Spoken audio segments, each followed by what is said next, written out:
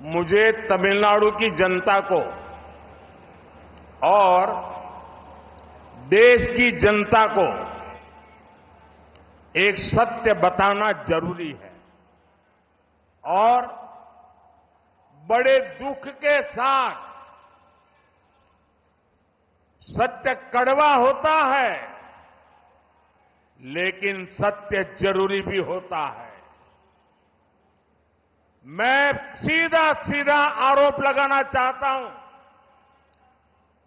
UPA सरकार पर। ये सारे जो प्रोजेक्ट मैं आज लेके आया हूं, ये दशकों से यहां के लोगों की मांग थी। आज जो यहां सत्ता में बैठे हैं, वे लोग उस समय दिल्ली में बैठे थे, सरकार चलाते थे, ये डिपार्टमेंट चलाते थे,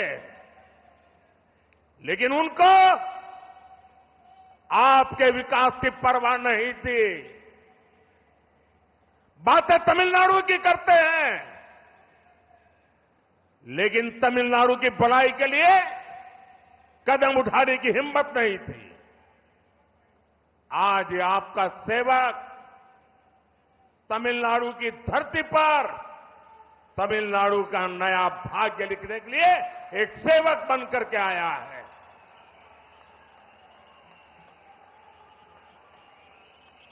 நண்பர்களே, இன்று ஒரு கசப்பான உண்மையை உங்கள் முன்பாக வைக்க விரும்புகிறேன். உண்மை கசப்பாக இருக்கலாம், ஆனால் அதன் உண்மைத்தன்மை மிகவும் சத்தியமானது. நான் நேரடியாக யூபிஏ அரசாங்கத்தின் மீது நான் குற்றச்சாட்டை முன்வைக்க விரும்புகின்றேன். பல தசாப்தங்களாக இங்கே இப்போது அரங்கேறிக் கொண்டிருக்கின்ற இந்த நலத்திட்டங்கள், இவை வெறும் கோரிக்கைகளாக மட்டுமே இருந்து வந்தன. இவை நிறைவேற்றப்படாமலேயே இருந்தன. ஆனால் இன்று உங்களுடைய சேவகன், பிரதம சேவகனாக நான் இங்கே உங்களுடைய விருப்பங்களை, உங்களுடைய கோரிக்கைகளை, அந்த கனவுகளை நனவாக்க உங்கள் முன்பே வந்திருக்கின்றேன். साथियों, आज भारत की पहली हाइड्रोजन फ्यूल फेरी को भी लॉन्च किया गया है। ये फेरी जल्द ही काशी में गंगा नदी में चलना शुरू हो जाएगी।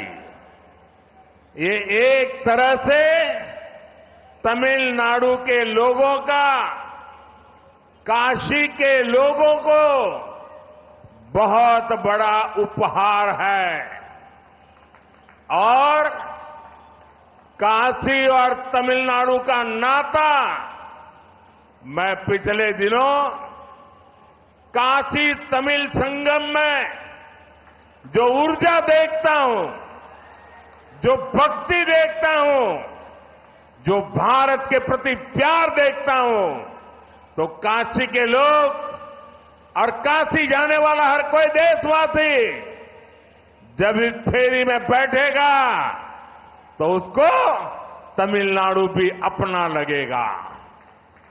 आज बीओसी पोर्ट पर desalination plant, green hydro production और बंकरिंग फैसिलिटीज का भी आरंभ हुआ है। इन प्रोजेक्ट से तूतुकुड़ी और तमिलनाडु ग्रीन एनर्जी और सस्टेनेबल डेवलपमेंट का एक बड़ा सेंटर बनेगा। आज दुनिया सुरक्षित भविष्य के लिए जिन विकल्पों की ओर देख रही है, तमिलनाडु उसमें बहुत आगे जाएगा। நண்பர்களே, ஹைட்ரோஜன் மூலம் இயங்கும் பாரதத்தின் முதல் மக்கள் பயணப் படகு இன்று தொடங்கப்பட்டிருக்கிறது. காசியின் கங்கை ஆற்றின் மீதும் இந்த பயணப் படகு வெகு விரைவிலேயே தன்னுடைய பயணத்தை தொடங்க இருக்கிறது. உங்களிடம் ஒரு விஷயத்தை தெரிவிக்க விரும்புகிறேன் நண்பர்களே. சில நாட்கள் முன்பாக காசியிலே காசி தமிழ் சங்கமத்தில் பங்கெடுத்து உரையாற்றக்கூடிய நற்பேறு எனக்கு கிடைத்தது.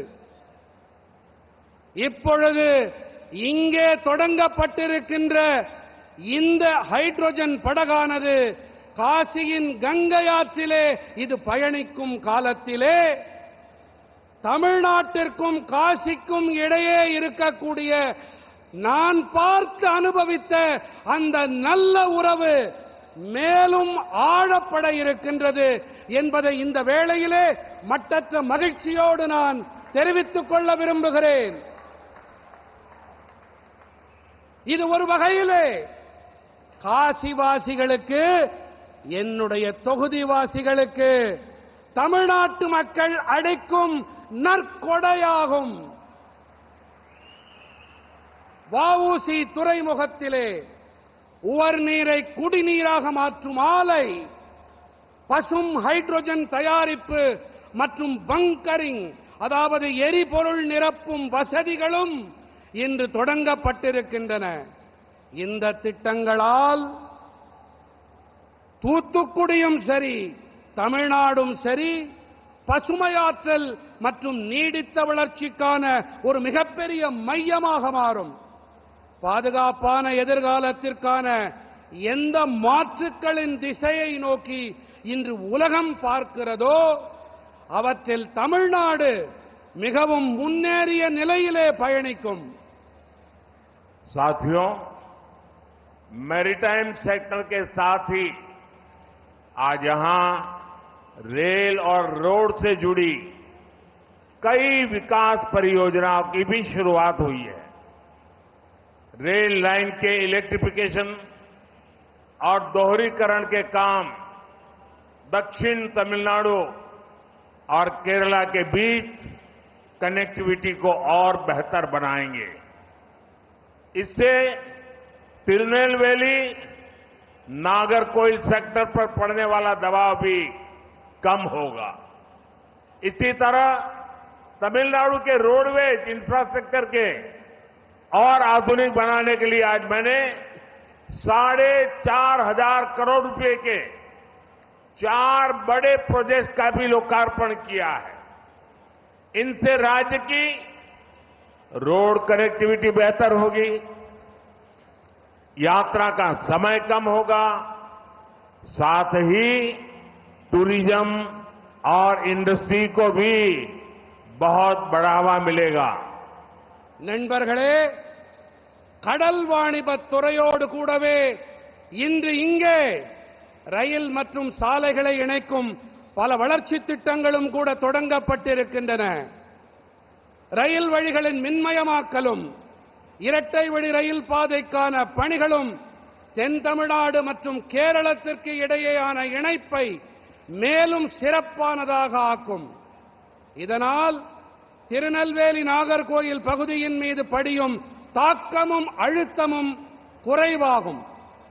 இதைப் போலவே தமிழ்நாட்டின் சாலை வழி கட்டமைப்பை மேலும் நவீனமானதாக ஆக்க 4,500 கோடி ரூபாய் செலவில் 4 பெரிய திட்டங்களையும் நான் மக்களுக்கு அர்ப்பணிக்கின்றேன்.